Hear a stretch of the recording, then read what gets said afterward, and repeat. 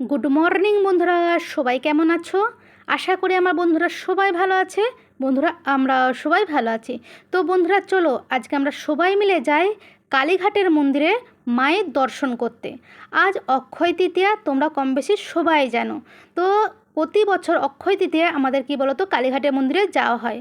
তো দেখো, মন্দিরের সামনেই এসে কি বলো তো এই যে ঝুড়ি কেনা হচ্ছে। প্রথমেই আমাদের কিন্তু বেতের ঝুড়ি কেনা হয়। তো দেখো, বেতের ঝুড়ি কেনা হয়ে গেছে। এবারে কি বলো তো একটা লাল শ্যালো কেনা হলো। তো তোমরা কম বেশি সবাই বুঝতেই পারছো কি হবে কি কিছু। আর একটা কেনা হলো নতুন খাতা, গণেশের ছবি দেওয়া থাকবে। দেখো কত সুন্দর খাতাটা হয়েছে, খুব সুন্দর। আর লাল শ্যালো লাল খাতা, কী যে ভালো লাগছে। আর এইখানে দেখো কত প্রতিমা রয়েছে লক্ষ্মী আর গণেশের, বুঝেছো? তা যাই হোক, দেখে দেখে একটা মিষ্টি মুখ দেখে মায়ের মুখ নেওয়া হয়েছে, মিষ্টি মায়ের মুখ। আর একটা গণপতি বাবা আমাদের গণদাদাকে নেওয়া হয়েছে। আর এখানে দেখো কত ফুল বসেছে, অনেক ফুল। এখান থেকে কি বলো তো একটা জবা ফুল নিয়ে নেওয়া হয়েছে। তবে আজকে কি বলো তো অনেক অনেক মানে অনেক ফুলই বসেছে, বুঝেছো? তা যথারীতি দেখো, দেখতে পাচ্ছ লিফটে করে যাওয়া হচ্ছে। আর কি বলো তো ফ্লাইওভার, বুঝেছো? এটা কিন্তু ছিল না। 1 বছর আগে যখন এসেছিলাম তখন কি বলো তো এখানে তৈরি হচ্ছিল, এই ফ্লাইওভারটা তৈরি হচ্ছিল, ঠিক আছে? আর এত সুন্দর কারুকার্য করেছে না, খুব মানে খুবই সুন্দর করেছে, বুঝতে পেরেছো?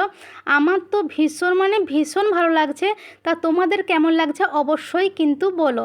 আর হ্যাঁ, আর একটা কথাও জানিও, কাদের কাদের অক্ষয় তৃতীয়ায় লক্ষ্মী গণেশের পুজো হয়েছে অবশ্যই কিন্তু কমেন্টসের মাধ্যমে জানিও। তো দেখো গুটি গুটি পায়ে কিন্তু মায়ের মন্দিরের সামনে একদম চলে আসা হয়েছে, বুঝেছো? এইটা কি বলো তো মায়ের মন্দিরে তো অনেকগুলো গেট, ঠিক পিছন দিকের যে গেটটা না, ওই গেটটার দিকে ঢোকা হচ্ছে। ওর সামনে, গেটটার সামনে কি বলো তো অনেকগুলো কিন্তু মিষ্টির দোকান রয়েছে। আর মায়ের মন্দিরের সামনে মিষ্টির দোকান মানে বুঝতেই পারছো, পেড়া মিষ্টি, ঠিক আছে? আর ভিতরে ঢুকে পড়া হয়েছে। আজকে তো প্রচুর মানে প্রচুর ভিড়। আর আজকে একটা শুভক্ষণ, বুঝতেই পারছো, মন্দিরের ভিতরে দেখতে পাচ্ছ কত দর্শনার্থী। মানে কি বলবো, যাদের যেরকম ব্যবসা রয়েছে তো সেই ব্যবসা অনুযায়ী মঙ্গল কামনার জন্য যাই হোক মায়ের কাছে এসেছে। আমরা তো জানোই, কিছু হোক না হোক মায়ের কাছে আসতে মানে কি বলবো, সুখে দুঃখে সব সময় মায়ের কাছে আসতেই আমরা ভালোবাসি। তা যাই হোক, দেখো এখানে কিন্তু মানে হোমযজ্ঞ হচ্ছে। বাইরে কিন্তু প্রচণ্ড মানে প্রচণ্ড পরিমাণে বৃষ্টি হচ্ছে, বুঝেছো তো?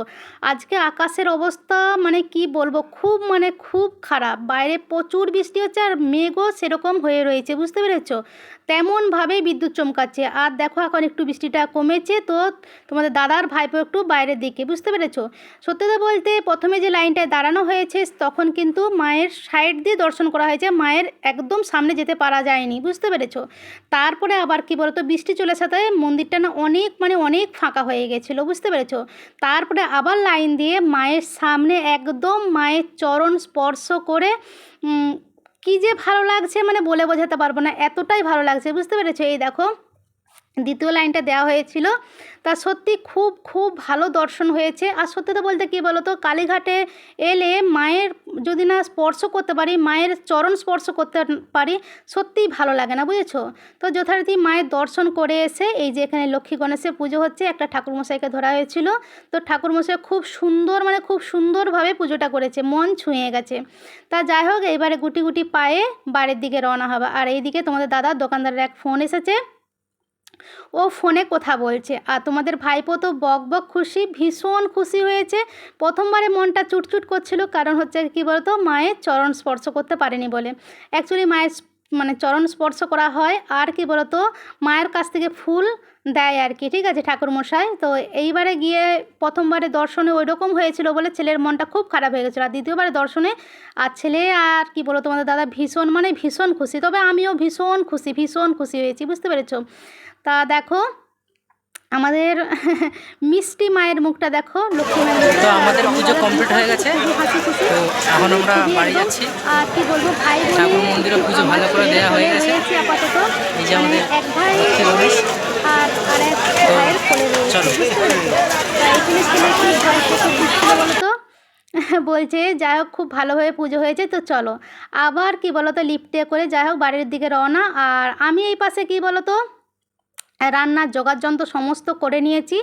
আর কি বলতো, এই যে ঝাল বড়াগুলো একটু গরম জলে ভিজিয়ে রেখেছি, একটু ভিজিয়ে রাখলে কি বলতো ফুলে যায় আর কি, ঠিক আছে, ওই জন্য। আর একটু চিপকে দিলে তেলটাও ভিতরে যেটা থাকে সেটা একটু বেরিয়ে যায়। আর এই পাশে কি বলতো মিক্সিতে একটু মশলা করে দিয়েছি, এটা একটু সর্ষে আর পোস্ত মশলা রয়েছে।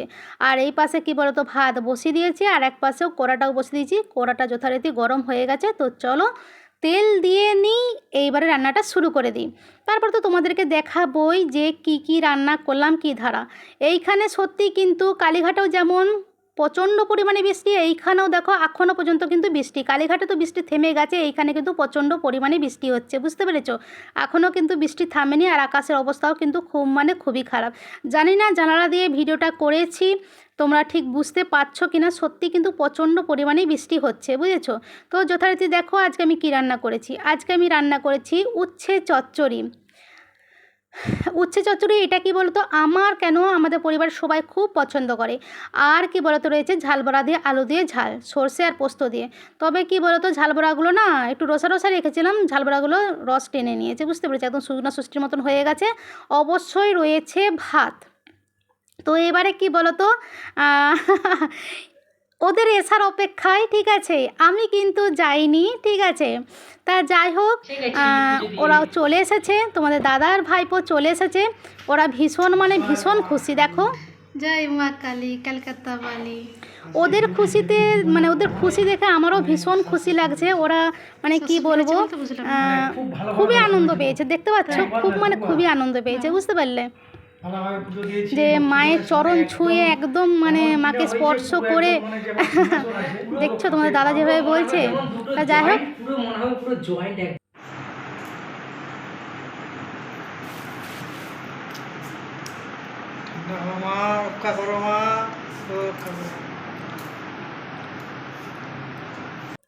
পুজো দিয়ে এসে কি বলতো তোমাদের দাদা আমাকে একটু প্রসাদ খাইয়ে দিল, আর মায়ের চরণে যে ফুল দিয়েছিল ঠাকুরমশাই, সেই ফুলটা আমার মাথায় ছুঁয়ে দিল, আর বলছে কি জানো, যে মাথাটা ঠান্ডা করো মা, এরকম বলছিল, বুঝতে পেরেছো।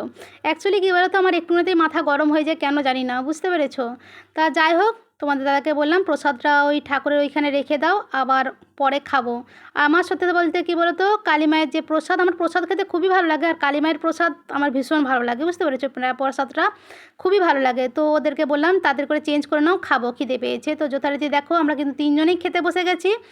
আর কি বলবো, ছেলের তো একদম অপছন্দের তরকারি ঝাল বড়ার ঝালটা, আর তোমাদের দাদা ভীষণ পছন্দ করে এই ঝাল বড়ার ঝাল, বুঝেছো। ছেলের উচ্ছে চচ্চড়িটা পছন্দ, ছেলে বলছে কেন তুমি কি আর অন্য কিছু খুঁজে পেলে না রান্না, বলছে আর আজকে নিরামিষই, এই তরকারি কি হয়েছে, খেয়ে নে না একদিন। তা যাই হোক বন্ধুরা, অনেক বকবক করে ফেললাম, চলো এই ছিল আমাদের আজকের ভিডিওটা ভালো লাগলে অবশ্যই একটা ছোট্ট করে লাইক দিয়ে ভালোবাসা দিও। আর বন্ধুরা সবাই ভালো থেকো, সুস্থ থেকো, আর এইভাবে এই বৌদির এই দিদির পাশে থেকো। তো চলো আজকের মতো রাখি, টাটা, সবাই ভালো থেকো, সুস্থ থেকো।